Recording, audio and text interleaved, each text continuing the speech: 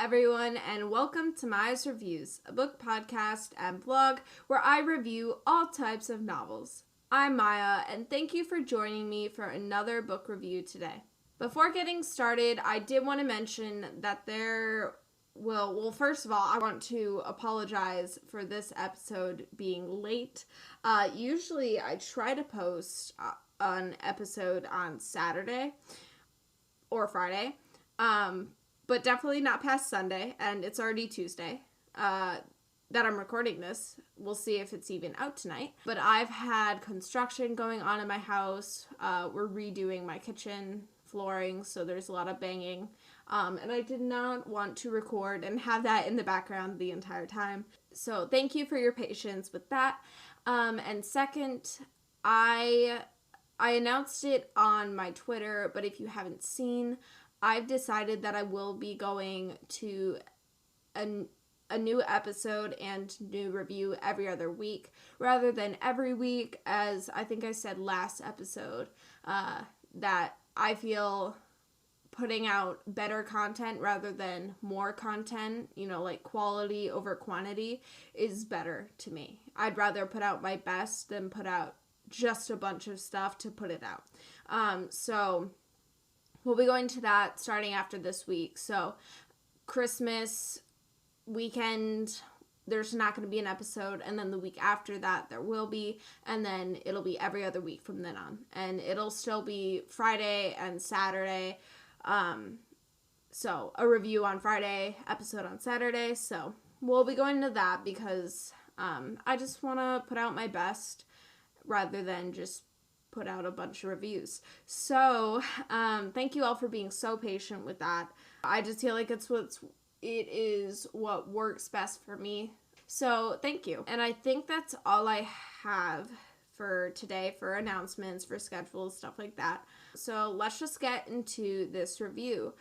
Today I will be talking about Beckoning of the Gate by Benjamin J. Ryan.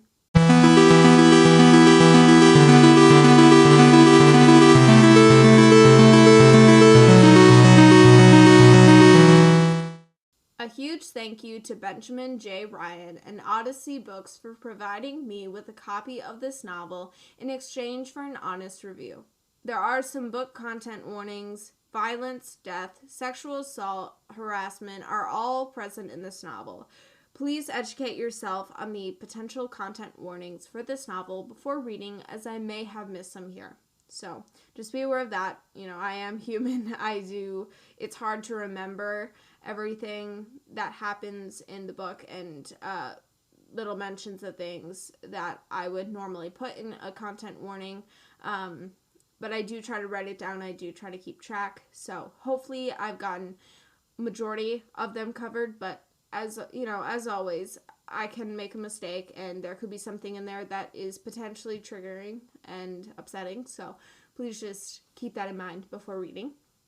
And I just want to apologize beforehand because I know for a fact I will be pronouncing every single character and place and just everything in this review wrong, because I can spell it, because I can look at the book and look back and be like, yeah, I spelled that right.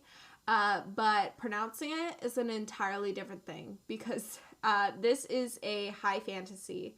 And as with any fantasy novel, and especially any high fantasy novel, you're going to, and sci-fi even, you're going to have a lot of new words and new just everything. So it's very difficult to try and pronounce those right.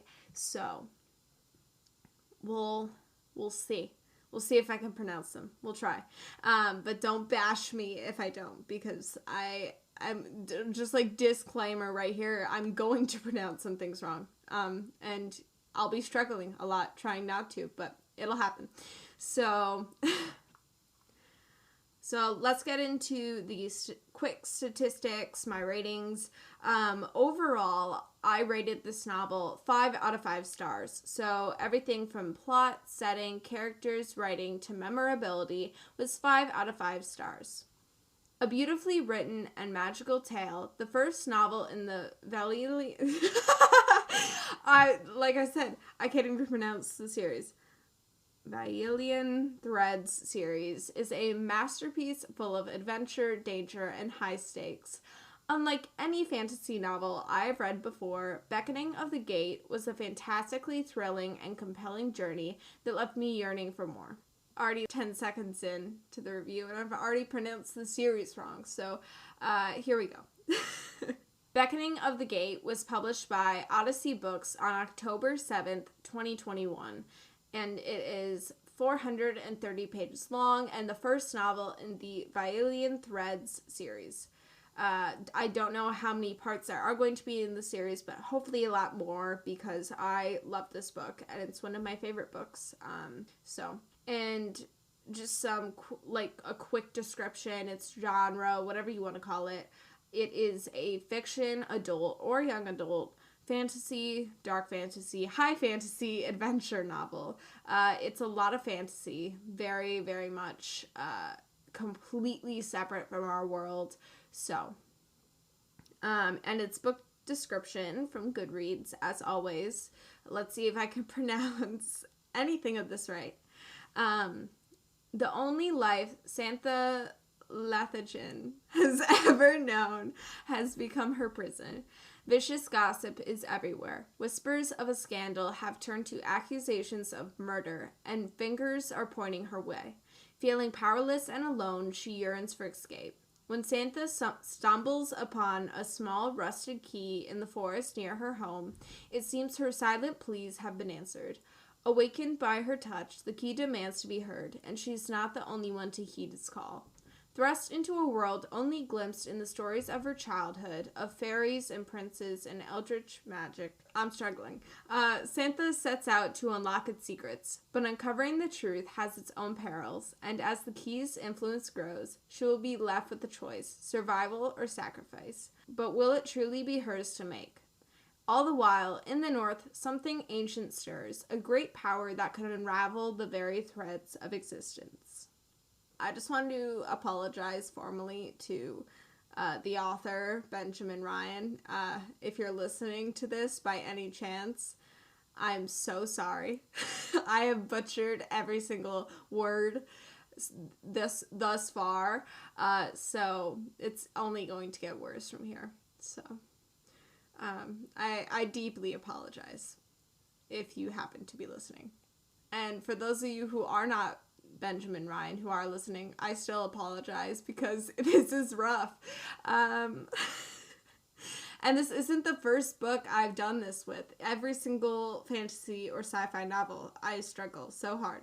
But you know what? It's fine. So, on to the characters.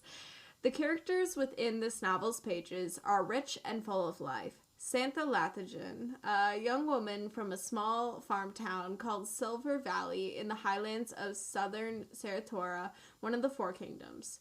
Santa is going through a rough time in her small town with rumors of murder surrounding her. Nevertheless, she continues to take care of her goats while staying at her friend Dandon's school.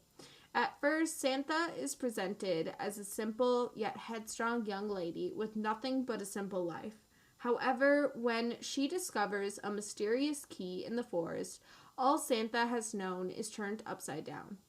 The key chooses her for a purpose, one which Santa must discover. What Santa doesn't expect is the interest of whites, I think is how you pronounce it. Hold on, real quick. Let me look this up because Benjamin Ryan so nicely put a glossary in the back of the novel, and I have the ebook, but he put it there and I'm still butchering everything. So let me find that real quick so I'm not butchering every single word, because I know whites was back there and I think I'm saying it right, but I just want to make sure because I'll feel super, super bad if he's like, yo, I literally put something back there so you would know how to pronounce it and I'm still butchering it. Yeah, whites. I'm pronouncing it white.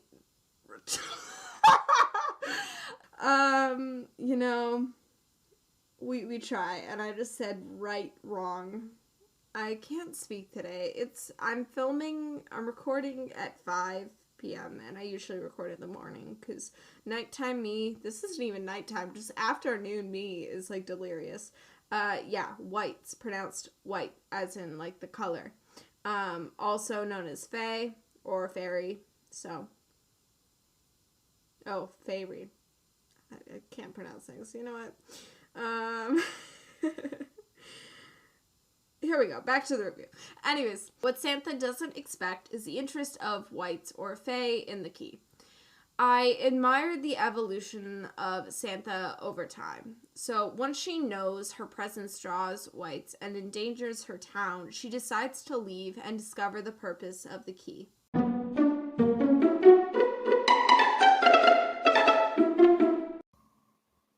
Interested in starting a podcast? I bet you haven't heard of Anchor, an app and site that makes it super easy to create your own. Not only is it free, but Anchor also allows you to make money from your podcast with no minimum listenership. Anchor distributes your podcast for you to Spotify, Apple Podcasts, and more platforms. Anchor has creation tools that allow you to record and edit your podcast right from your phone and computer. It's everything you need all in one place. Download the free Anchor app or go to anchor.fm to get started. That's ANCHOR.FM to get started today.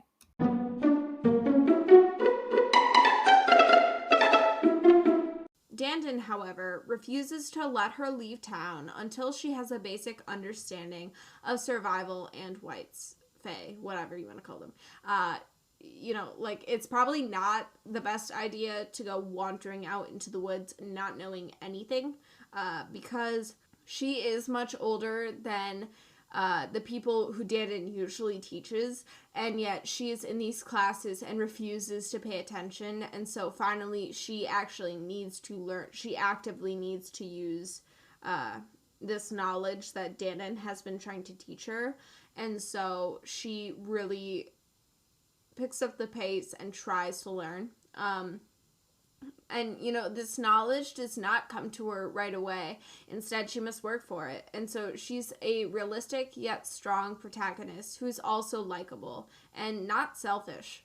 Like, she is the most selfless person. And I really admire her for that. And I've already mentioned Danton d'Avery, I think is how you say his last name, Silver Valley's teacher of all things fae, but there are other amazing and fascinating characters that make this story unique. Throughout Santha's journey, she goes in and out of contact with Erodius Moreau. It's spelled Moureaux, and it's probably pronounced how you pronounce, like, French names, but I can't pronounce French names anyways, so, Arad, something. A bold and foolhardy young man who becomes obsessed with her, and she him. Besides Arad, I'm pretty sure I'm pronouncing his name wrong, and I feel really bad because he's an amazing character who is perfect for Santha, so I apologize to the fictional characters as well, I guess. But Santha is accompanied by a magical dog, and it's not really a dog, but by the name of, I'm gonna pronounce this so wrong, it's spelled Biahnd, and while reading this, I pronounced it in my head as Bianad, which I know is wrong.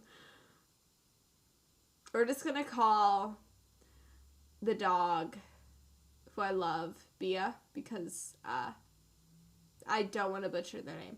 So, but, sassy and adorable, Bia is the companion anyone on the run would wish for.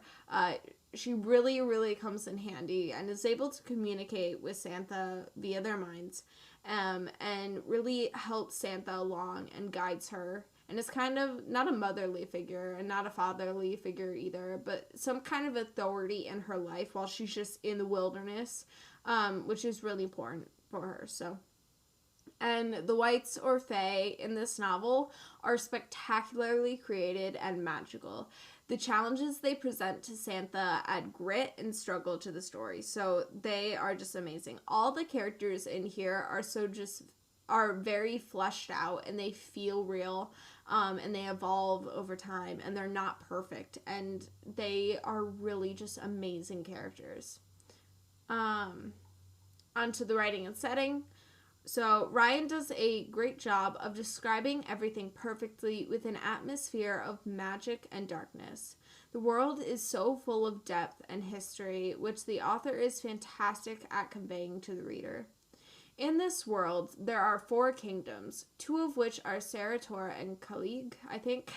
Whites have been around for as long as Santha can remember, but have kept to the shadows for so long that many people regard them as fantasy. So here's a quote from the novel.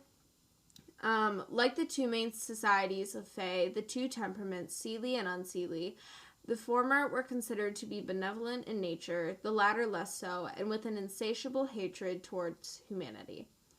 So the Fae follow, and that was the end of the quote. I guess I should say end quote after to be fancy and correct, but that was the end of the quote. The Fae follow the orders of the most powerful whites, and it's so, like, the entire story is just so rich with colorful and mystical places, characters, atmosphere, and history, and it makes the story really, really come alive and make you feel like you're on this trip with Santha, which is terrifying and fun at the same time. And I really was able to not relate to their struggles, but I was really able to feel for Santha's struggles while she was journeying through the woods, trying to discover what this key holds within it. So the world building really made this book come to life. And the plot, so as I mentioned earlier, Santha discovers a mysterious key that is essentially a beacon to all whites, though for what, no one knows, not even the whites. This is what Santha must discover, the purpose of the key and why it has chosen her as a keeper. Santha undergoes multiple trials during which she grows as a person. Through loss, chaos, and destruction, she must learn her true destiny while protecting those around her. Beckoning of the Gate was entertaining and fast-paced, with nothing unnecessary throughout.